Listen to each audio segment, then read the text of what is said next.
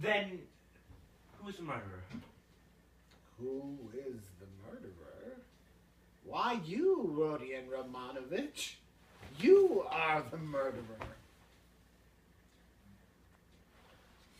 Your lip is twitching, just as it did before.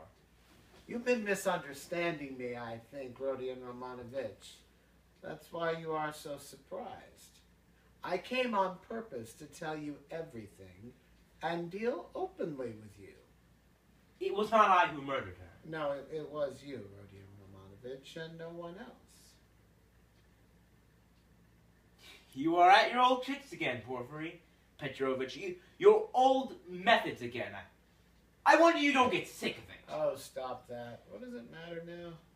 It would be a different matter if there were witnesses present. But we are whispering, alone.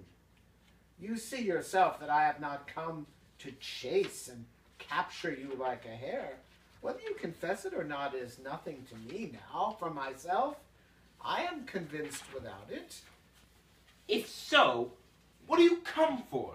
I ask you the same question again. If you consider me guilty, why don't you take me to prison? Oh, that's your question.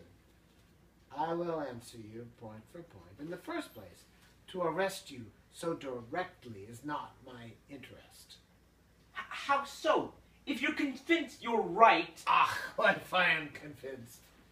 That's only my dream for the time. Why should I put you in safety? You know that's it, since you asked me to do it. If I confront you with the workman, for instance, you say to him, were you drunk or not? Who saw me with you? I simply took you to be drunk. You were drunk, too. Well, what could I answer? Especially as your story is more likely one than his. For there's nothing but psychology to support his evidence. That's almost unseemly with this ugly mug. Well, you hit the mark exactly. For the rascal is an inveterate drunkard and notoriously so. And I have admitted candidly several times already that probable. Psychology can be taken in two ways, and the second way is stronger, and that's far more probable. And that, apart from that, I have yet nothing against you. And though I shall put you in prison, and indeed have come quite contrary to etiquette, to inform you of it beforehand, yet I tell you frankly, also contrary to etiquette, that it won't be to my advantage. Well, secondly, I've come to you because... Yes, secondly... because, as I told you just now, I consider I owe you an explanation. I don't want you to look upon me as a monster, as I have a genuine liking for you. You may believe me or not. And in the third place, I've come to you with a direct and open proposition that you should surrender and confess. It will be infinitely more to your advantage, and to my advantage, too, for my task will be done. Well, is this open on my part, or not? Listen, Porfiry Petrovich, you said just now you have nothing but psychology to go on. Yet, now you've gone on mathematics. Well, what if you are mistaken yourself now? No, Rodion Romanovich, I am not mistaken. I have a little fact, even then. Providence sent it me.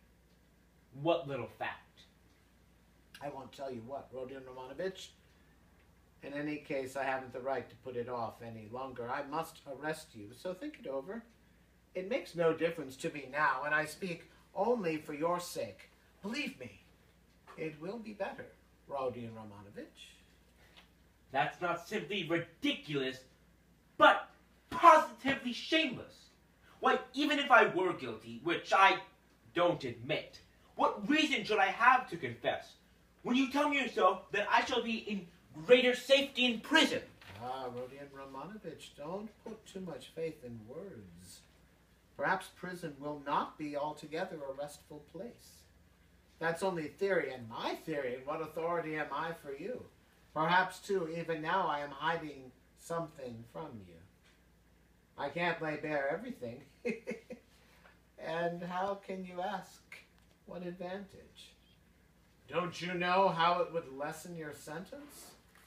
You would be confessing at a moment when another man has taken the crime on himself and so has muddied the whole case.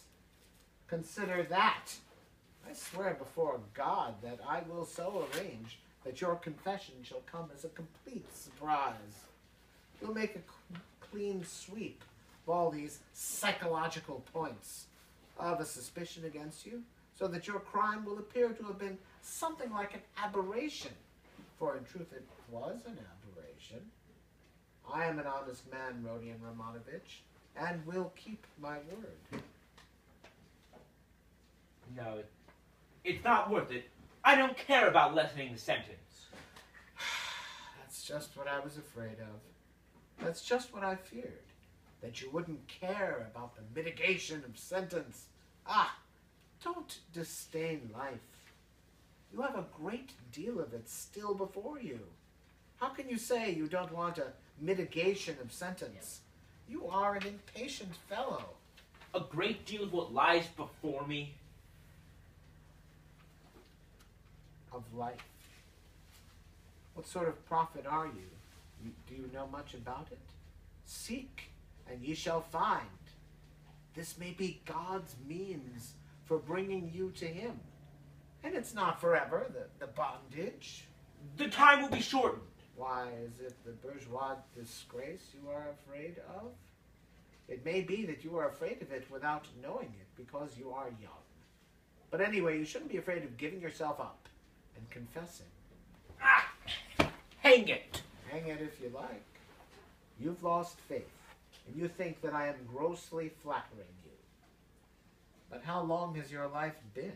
How much do you understand? You made up a theory, and then were ashamed that it broke down and turned out to be not all that original.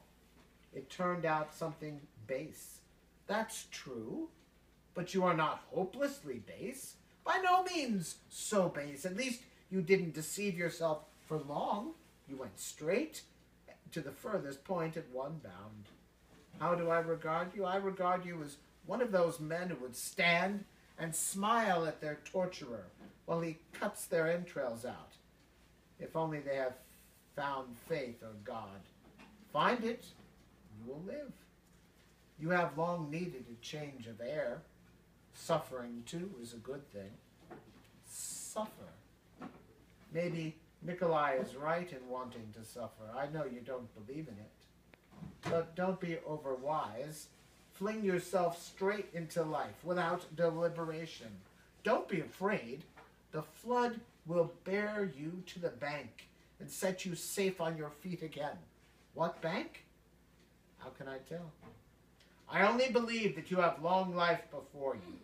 I know you will take all my words now for a set speech prepared beforehand, but maybe you will remember them after.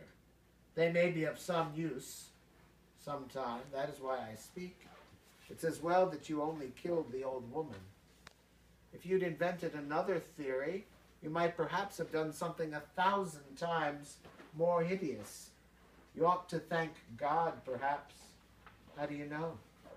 Perhaps God is saving you for something. But keep a good heart. Have less fear. Are you afraid of the great expiation before you? No. It would be shameful to be afraid of it. Since you have taken such a step, you must harden your heart. There is justice in it. You must fulfill the demands of justice. I know that you don't believe it, but indeed life will bring you through. You will live it down in time. What you need now is fresh air. Fresh air. But who are you? What prophet are you? From the height of what majestic calm do you proclaim these words of wisdom? Who am I? I am a man with nothing to hope for. That's all. A man, perhaps, of feeling and sympathy. Maybe of some knowledge, too, but my day is over. But you are a different matter. There is life waiting for you. Though, who knows? Maybe your life, too, will pass off in smoke and come to nothing. Come, what does it matter that you will pass into another class of men? It's not comfort you regret with your heart. What of it? that perhaps no one will see you for so long. It's not time, but you yourself will decide that. Be the sun, and all will see you. The sun has before all to be the sun. Why are you smiling again? Am I being such a shiller? I bet you're imagining I'm trying to get round you by flattery. Well, perhaps I am. Perhaps you'd better not believe my word. Perhaps you'd better never believe it altogether. I'm made that way, I confess it. But let me add, you can judge for yourself, I think, how far I am a base sort of man and how far I am honest. When do you mean to arrest me?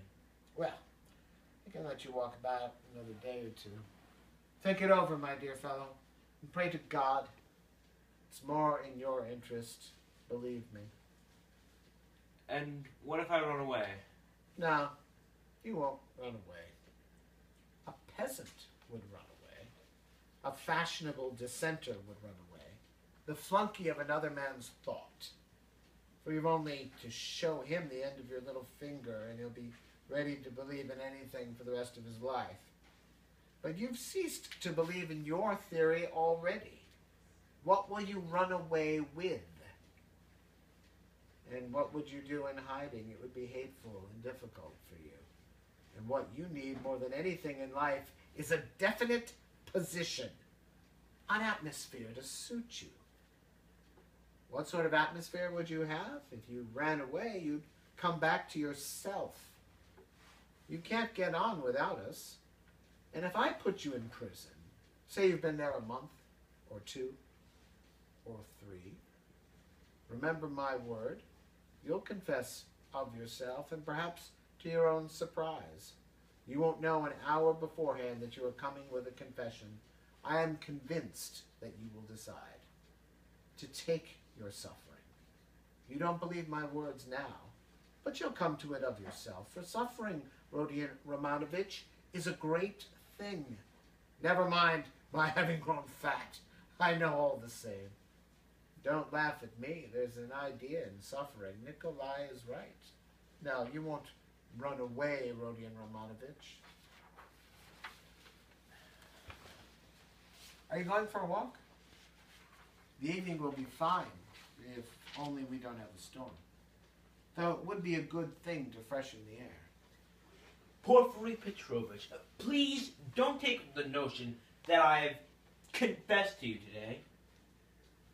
You're a strange man, and I've listened to you from simple curiosity.